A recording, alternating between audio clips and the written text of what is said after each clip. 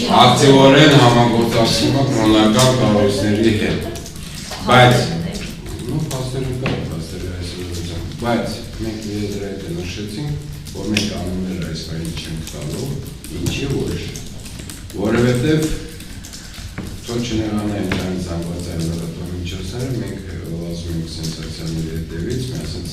ինֆորմացիա ստանում հրապարակում ենք, ու հետո մտածում ենք հրապարակից դուրս գալու։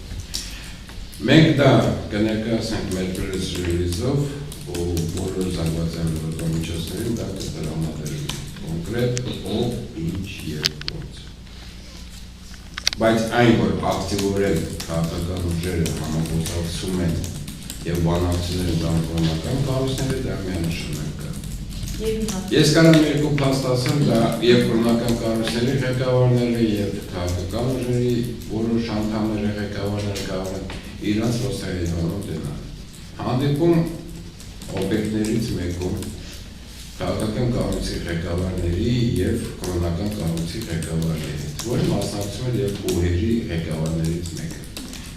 Ես արդեն այն բան ասեցի, որ իրանք միանշանակ իրանց կարան ճանաչեն, որ այդ փաստը կա։ Բայց անվանումը հիմա տալու, զորում ժողովրդին բորբոքելու տարբերակով մենք հիմա որոշ զրույց անում, մենք դա կտանք press release-ով, երբ որ վերջնական կհանդարտվի այն իրավիճակը, որը հիմա ստեղծվում է։